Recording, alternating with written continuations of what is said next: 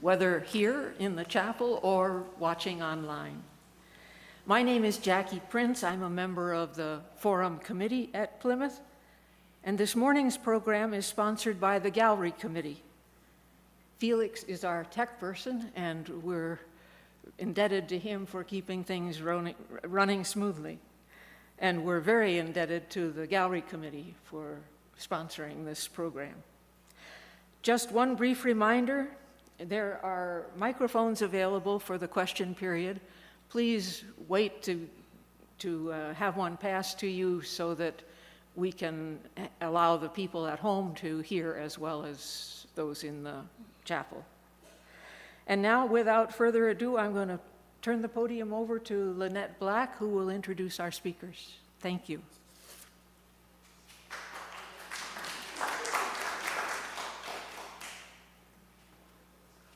Good morning, everyone. I'm Lynette Black, and Tom Bloom is my co-chair of the Gallery Committee. And I'm sure you wonder, how do we get the artists that we show in our exhibit? Well, a lot of times they reach out to us because they've heard that we have this nice space. And also we get recommendations from our members. And in this case, we had Dan Tran. He reached out to us. I had seen his work at Hopkins. He had a solo show before COVID, and since then he's had a Bloomington Center for Arts solo show and shown in Vietnam. And then Babs Larson is our other artist, and she was recommended by an organization called Art to Change the World. I'm a member of that organization, and they use the arts to promote social justice issues. And she was recommended by Lael McDill, the board chair of that organization.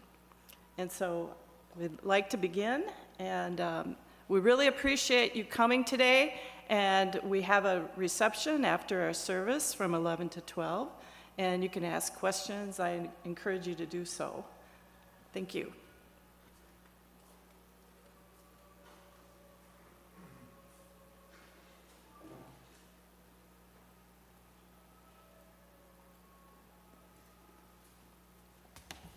Thank you, Lynette. And welcome, everybody. It's a beautiful morning, and it's nice to see all of you here that may be interested in what I am talking about. It's wonderful, absolutely wonderful, Lynette, to have the opportunity to speak and to show my artwork at this Sunday forum, which you have shown other artists too, which today I will be sharing that with Dan Tran. The artists and the speakers have a chance to educate others in their field of whatever it may be, art, a disability, in my case, epilepsy. I'd also like to thank the volunteers that helped with the installation on Saturday. They gave very generous with their time, and they were very kind, and I appreciate everything they did for me. Can I lower this? No, okay. Okay, to get right down to the point, let me introduce myself. I'm a practicing epileptic, a former librarian, and a community theater actress of 33 years. Now, I chose poetry and art as my medium to highlight the pain and suffering of epileptics and the pain that their families also go through. I don't know if you know this, but we live in two different worlds. One world is it's sure, it's comfortable, it's the way of life. But then there's the other world that we live in that's called the unknown world. We don't know when we're going to have a seizure. We question everything. Should I do this? Should I do that? Should I go here? Should I go here? Maybe I shouldn't do that. Everything is a question. And most of this is done in silence. The rest of the world doesn't know about this. Epilepsy, as I'm sure you know, is more than a medical condition. It's a highly emotional journey for anyone who suffers from the disorder for several years or for half a century, like me. I am 75 now, and it has shadowed me since my youth. It is an unwanted, lifelong companion for many of us who live on a drug regimen to control our seizures. As a youngster, I was diagnosed at the Mayo Clinic with grand mal seizures without any auras. That meant I would have a seizure, I would have no idea that it was coming on, no aura, no nothing. I just flipped to the floor. That was it. In the middle of the street, at the library, wherever, it decided to hit me. Drugs were prescribed, but as I grew older, your body changes. The drugs didn't work anymore. And therefore, we would have to go back to the Mayo Clinic once again for changes. This meant trips to the clinic in Rochester, and a new set of drugs were prescribed. And I looked at this era as a time of experimental drugs from my youth into my teenage years. We lived 6 miles from the Canadian border, so it was about a 6 to 7 hour drive by car. Now, my sister, who was 3 years older, was also an epileptic, and it was her domain, and I just stumbled after her as she led the way. I also spiritually look at God as having designed of the fact that John and Betty Larson were my parents, for he knew that they would take good care of his sheep. My father was laid back, my mother always worried, but they gave me as normal a childhood as possible. But there were many times when I would throw the bike or on the ground and say, "Mom, I'm going biking," or "I'm going swimming." And she would bite her tongue and say nothing and go into the bathroom and cry, any place that no one would see her. And I don't know how many medical clinics she's cried at and how many buckets of tears she has cried, but she never let us know. In later years, I asked God, "What is your plan for me?" Then all of a sudden, it just came one day. Your presence. Your day-to-day living as a librarian, on stage, writing, or speaking at this forum. By doing that, I prove that people with disabilities, I hate that word, or challenges can contribute to our society. And many times they are overlooked. Epilepsy is an uninvited guest. It disturbs dreams, shapes identities, and demands resilience. My dream, like every teenager's dream, was to receive a driver's license. Well, after applying twice and each time denied, I gave up the dream, which is why you in the audience here are here and you're alive, is because I do not have a driver's license. So, you're welcome. Living with this unpredictable force, navigating its challenges while refusing to define me is a daily chore. When I moved to Minneapolis in 2015, I started writing a book of poetry of epilepsy under the title called Howling to Be Heard, which is in the publishing process. Some of the poems are on the clipboards downstairs in the gallery. I also write stories of epileptic children throughout history, several of them in the Appalachian Mountains. Some of them accepted their children, some of them didn't. They were possessed, they were witch children. Mountain people at that time were very suspicious in the 1890s. It was difficult growing up as an epileptic at that time. And every time I would write, I would cry. Now you're wondering, why did I use a clipboard? Okay.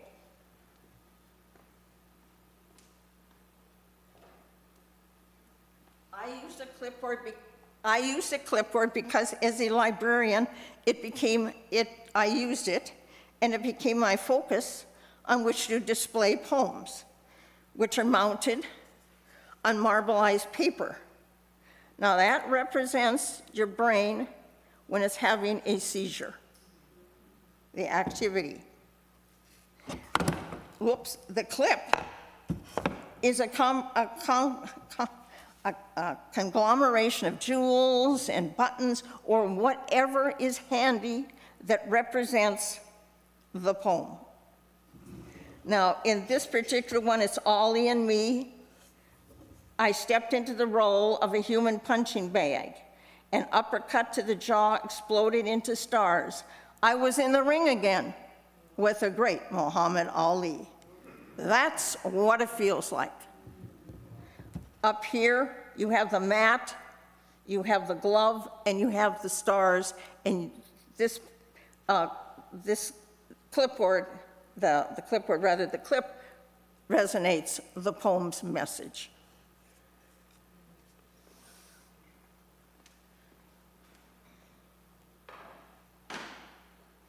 And this poem is when I came from the Mayo Clinic, I belonged.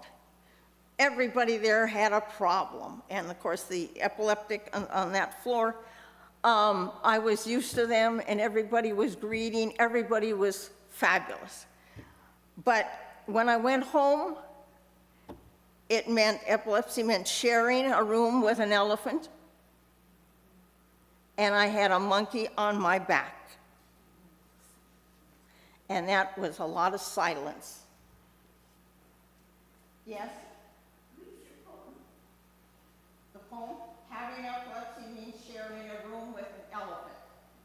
That's a given. Whether you accept yourself or view it as a monkey on the back, that's your choice. And that was my choice. You either accept it and go forward, or you just cower up and lay down.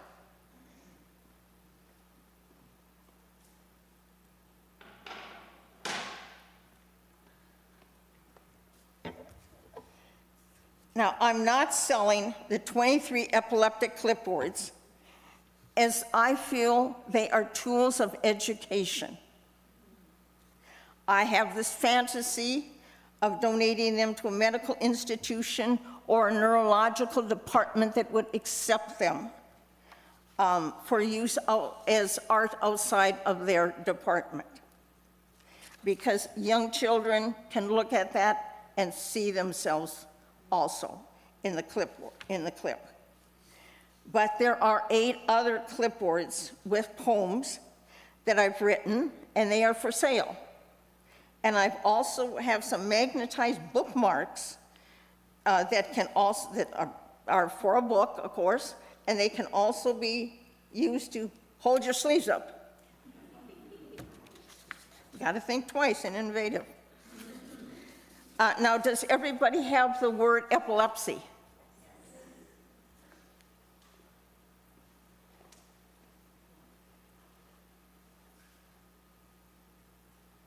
Okay, I'm going to read a poem.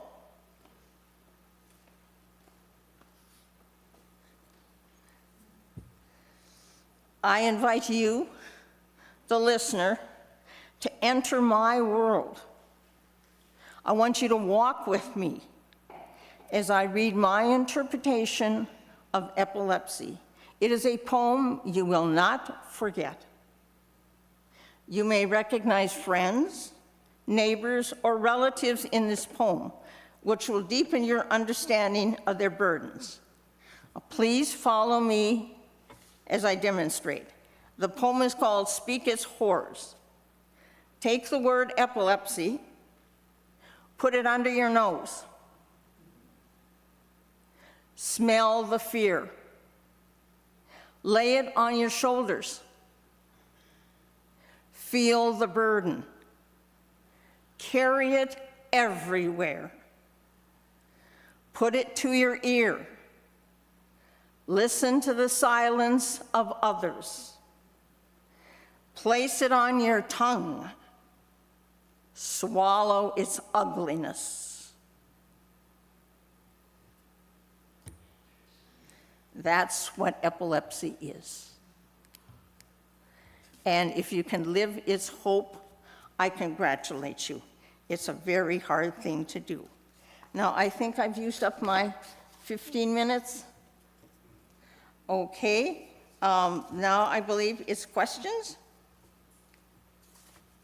Would anyone have questions? Does anybody have any questions? Yes. I'm just going to wait for the microphone to come over here, Jackie. Following Jackie's rules. Okay. You have to follow Jackie. Okay. So I'm wondering if,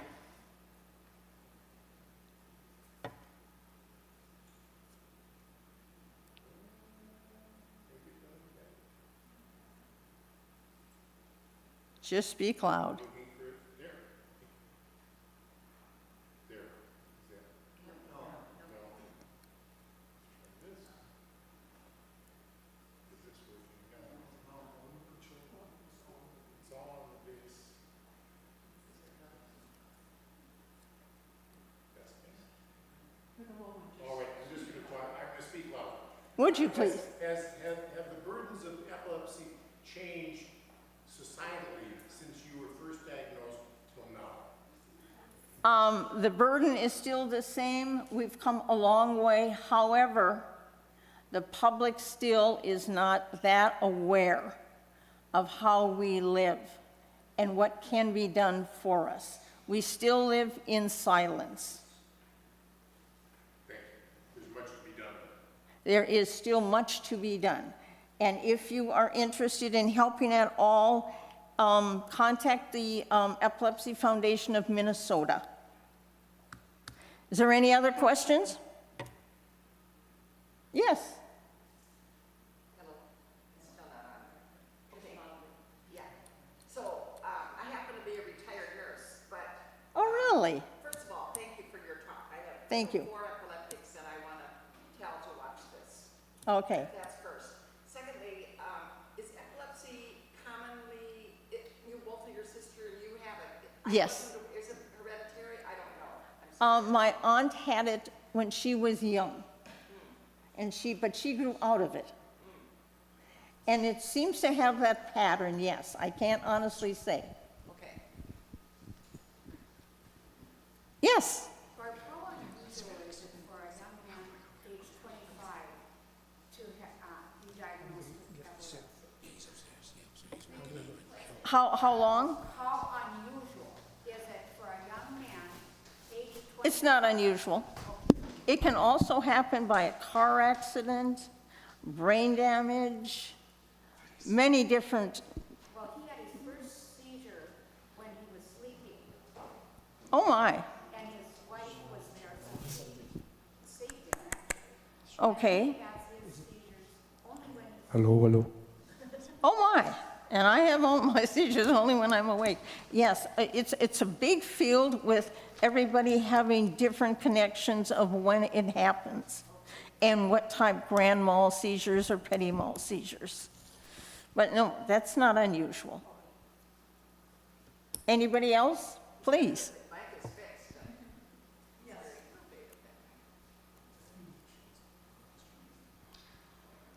Just curious, do you have a spiritual experience when you have one? Did I have a Spiritual experience. Do you feel that it's like a spiritual experience, or that you are having a spiritual No, experience? I have no aura whatsoever. Nothing However, to know this profound and no, however, it has encouraged or inspired my spiritual life as to be more thankful, despite the fact that I'm living with epilepsy, to be thankful for my God for everything. Thank you.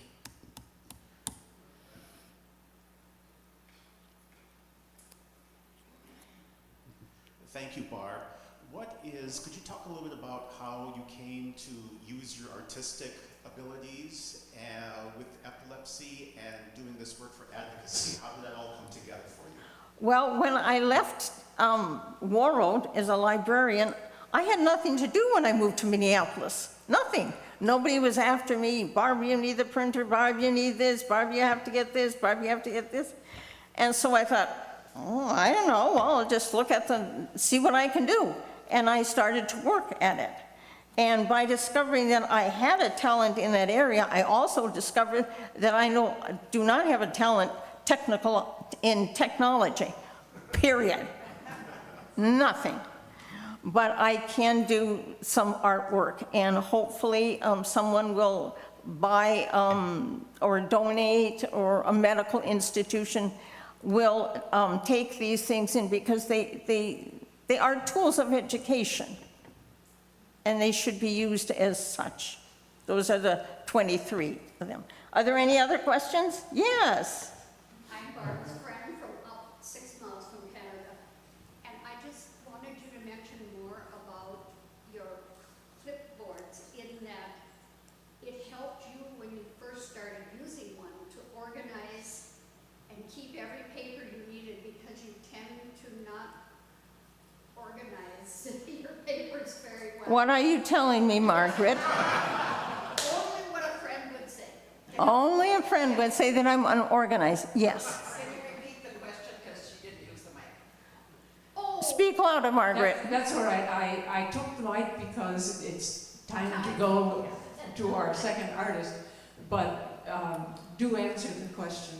The question Yes. was, did the clipboards help you to be Yes. organized? They help me keep organized in the library. They have a little clip that sticks up. You put important papers in there, you'll never lose them. And then that's what's my focus when I came back, and it does help me organize. And I just want you to know I still like my friend Margaret. Barbara, thank you very, very much.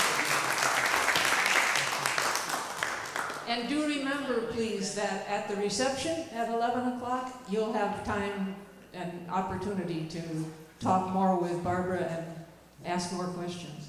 And now, Dan Tran, it's all yours.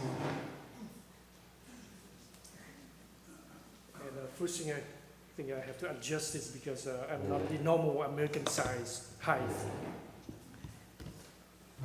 Thank you very much for coming this morning.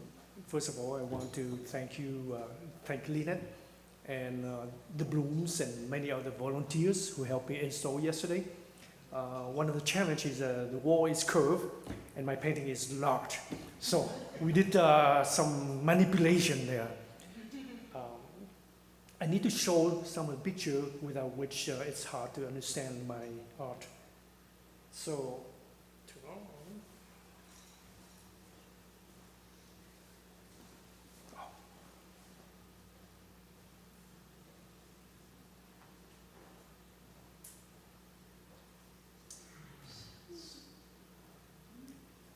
so my trajectory through art is a little bit tortuous. You know, when I was young, I love art, but then I get discouraged because my family say, you know, how are you going to make a living? So you know, I end up in engineering, and when I'm close to retiring, which is about 10 years ago, I started dabbling with painting, art. I didn't take any lessons. I self-taught. And I tried to figure out, first of all, where do I fit? Where's the artwork? So I did study a little bit art history, mainly Western, because it's very dynamic. I did paint some in the old Soumier, the ink painting in Asia, but it's not dynamic enough for me. So I started doing acrylic painting, and the first thing I did is I tried my hand with portraits of people that I admire in the world, the Gandhi, the Dalai Lama, Nelson Mandela. Then I move on to some kind of, what am I say, it's not, it's social political commentary. And this painting, I kind of swap role between Christ and Buddha. And I went to Vietnam and tried to have an exhibition. And there's about like 20 paintings I submit, one of which they banned. They said, no, you cannot do this. It's, it's sacrilegious, which is okay by me.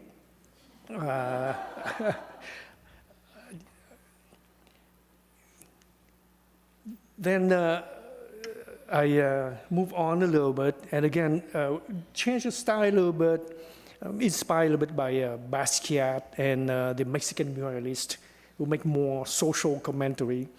And in this one, it's called The Empire of the Gun. And I think I was inspired by Parkland, when the thinking mind, like Rodin, thinking mind, is being a target. And down below, you see our Congress, our Capitol, upside down, with gun lobby pointing at it. And on top left is Christ crying. It's terrible things happening to his world that he created. And by the way, let me mention how I end up here. Is I first show at the besides Hopkins Art Center and Bloomington Art Center, I show at Unitarian Church in Minnetonka, and they advised me to come here. Kind of same practice, and it fit my character because my wife is here and she has a Catholic religious upbringing. I am a Buddhist, and so we really like this atmosphere where organized religion is not as important as how we live by it. And of course, my granddaughter Bella here is on her way to she's searching. So we want her to be explored to any kind of spiritual practice. So back to that, after doing a lot of those kind of figurative things, I decided I want to move to abstract because it's more universal language, I hope. And using geometric thing, I want to show that abstract art is just not to dabble with some kind of fuzzy feelings like Kandinsky, Malevich, but can actually portray, express certain thought. And by the way, I'm not sure whether you know, but the first person who do abstract art is a Swedish woman that they rediscover after years and years of writing art history by man. And it's not Kandinsky, it's not Malevich, but it's Alma af Klint from Sweden. Okay, and she's at the time she was influenced by what they call the theosophy, a religious, so-called religious, but more philosophical melding of the Eastern and Western philosophical or religious practice. And so she was inspired to do abstract. So for me, the whole gist of my painting in the series called Precarious Equilibrium of Ambivalent State. Kind of long, but it shows I'm personally ambivalent, but not only I observe the world today is pretty fragmented. The modern world is more and more fragmented, right? In physics, we don't know whether I myself is made of particle or wave with the quantum philosophy. Secondly, psychologically, we are even more fragmented. They told me that I'm pulled by this force and that force. Sociology, economics, politics, more divided. We are more and more divided. And I want to paint something that homage to our daily struggle to find a balance. Like in my religious or our union, me and my wife, we just hate extreme. So it's trying to find a balance every day. Whether you decide to drink coffee or drink juice, you have to decide. And higher level, I mean, good or evil, you have to make choice. You want to support justice or injustice. It's not clear cut, and you always have to find. So it's a representation of that. And I use that like a scale, with a tip of the triangle and all kind of priorities in our daily life that we have to juggle. So that's the main thing. Again, I use a waveform and the circle, again, to express the quantum mechanics thing, that are we wave or are we particle? And again, in the middle is that triangle and all this thing trying to balance each other. Other, wave. And my title is a little bit kind of interesting. Like this one is, and I forgot it. Sometimes it's so long that I forgot myself. But it's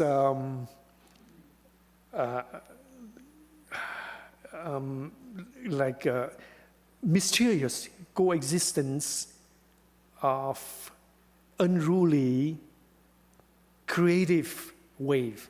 So our mind has all kind of creative things, but they are kind of unruly, and sometimes they are balanced, but it's very precarious. So that's a play with words. Try to confuse you, but I hope that after you look at it, or why, some meditation, you pull back from all this background that is a little bit noisy, and you can still see some balance in you, some harmony. And that's what I hope. Everyone gonna find some balance in their life, despite all the turmoil out there. This one play on the kind of, I call it emotional motion. Again, our emotion is always moving. And again, hopefully that we try to not tame it, but be able to put them together somehow without completely losing control. Artists, of course, I was told, is to let your feeling out. But, I am of the type of person that try to balance, mind, logic, and emotion. Many times, like the abstract expressionists, when they express feelings, I keep talking about feelings, the subconscious, I question, what is in your subconscious? Someone else put it in there, maybe. Education, maybe propaganda, maybe mass media. So I'm not sure whether I really trust my subconscious, but it is a spark. It's a spark for an artist to pull out from something from your mind, at random. But from then on, the next step is to filter it out, exactly what you are trying to say. Otherwise, you may, and you can see right now, like in Vietnam, there's a lot of people excited about abstract expressionism, and they end up looking the same because they are molded by the same environmental condition. So I am one person who kind of lonely voice in Vietnam said, you're really careful with your emotion. Think. And again, I'm not a person who say logical is best. Again, I hate extreme. Logic may lead you to many bad things. This one is like magnetic language. Just again dabble with the triangle and the kind of rectangle balancing at the tip of it. swinging whichever way. And some mass down here trying to attract some other planets by the magnetic field. Same called magnetic, also magnetic language. Euphoria, light euphoria. And when I studied this with my kind of engineering background a little bit, neuroscience, I found out that under the stimulation of light, our mind secretes a hormone that is serotonin and under light. So now finally I understand why the Impressionists do what they do, and still impress me and many people all through the age, because they are specialists. They are an expert at using light in their painting, and they wonder why people like it. Well, because they secrete the serotonin in their mind, So it is an homage to the Impressionists. This one is called the sudden interruption of superficial belief. Play with it. There's a wave, but the wave is cut. So if we don't have a deep understanding of our belief, if it's just superficial, it may get interrupted anytime. So again, it expresses, I hope that's through my technique, that I can convey something that is, of course, intangible, non-visible, into something visible. This is again, I forgot, but a few more, and then I'm going to open for question and answer. This is like two states of the mind. My mind, maybe. One is probably logical and balance some logic, and the other one is pretty freewheeling, spontaneous. This is called patriotic, patriotic rhythm or something. And this one, play on the flag of the United States, celebrate diversity. And when I try to also go to Vietnam and have an exhibition, say, no, you cannot have it. What do they have against, diversity? I say, well, you cannot flaunt the American flag in Vietnam. But if you go to Vietnam, pretty much the war is way behind. Half of the 100 million people were born after the war. And they're extremely open, very welcoming. Even people who were involved in the war, open hands. They are moving forward. Again, another play on the triangle, the balancing, spiritual resonance, planetary diversity, celebrate the diversity of our universe. Musical particles, even our particles may be playing music, and if we listen well, we probably can hear some music within us. Epilepsy is maybe a disturbance of this field of energy, and hopefully there will be a cure sometime. But that's the end of my presentation, and I'm open to questions and answers.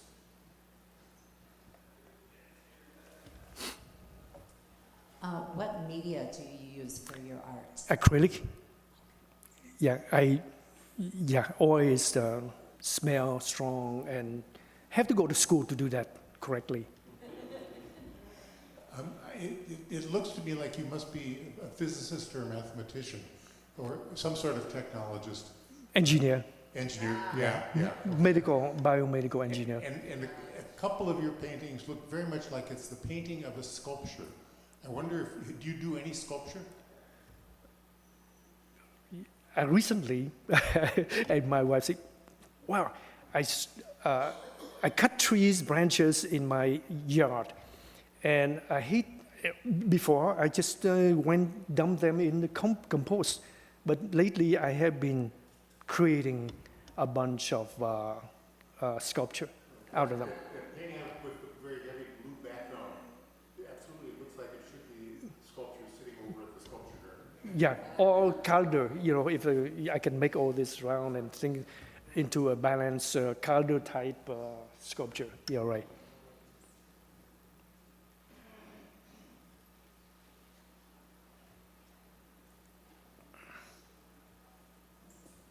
And tell us about your use of color in your work. What goes into the thinking about it? Because you use a lot of vibrant colors and some lack in color. In art history, I was very surprised to find out that Goethe, the great writer or philosopher, also wrote a whole treatise about color. I didn't read it. The first line, I don't understand what's going on. Then I took one class at the University of Minnesota, Dr. Feinberg, when I was young, and the class is closed, but I say, can I sit in, please? All right, well, let me sit in. So I always remember that, and 30 years later, I check him out. He's still teaching there, and we have been friends since then.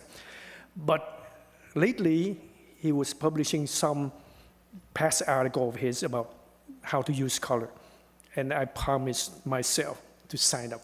But my color, I don't know, come from a love of color.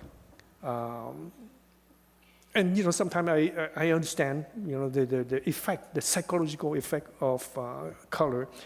So I do multiple layers. If I want to show something like the background, I start with the background, and it's mostly fuzzy, intentionally, because I want to, describe the world as a turmoil, something that really in turmoil. And then I impose on it, on top of it, a layer of lines and circle. And in order for the circle to pop out, I have to use color. And if you look at it, I'm not sure which one, but something like this. So if you go at this end here, this side is blue, dark, kind of blue, bluish, and you go here, it's light blue. So I did that intentionally. Everything here, you track this down like green, and that will be kind of dark green. Again, the darker side, the lighter side of life.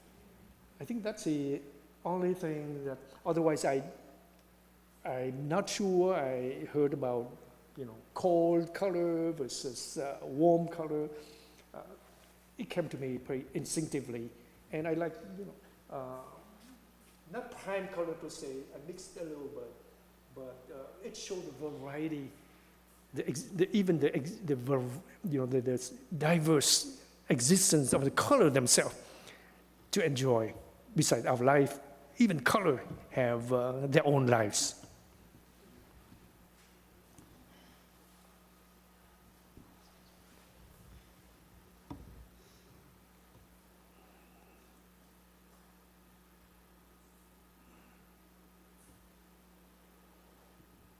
Thank you for your artwork and also Babs.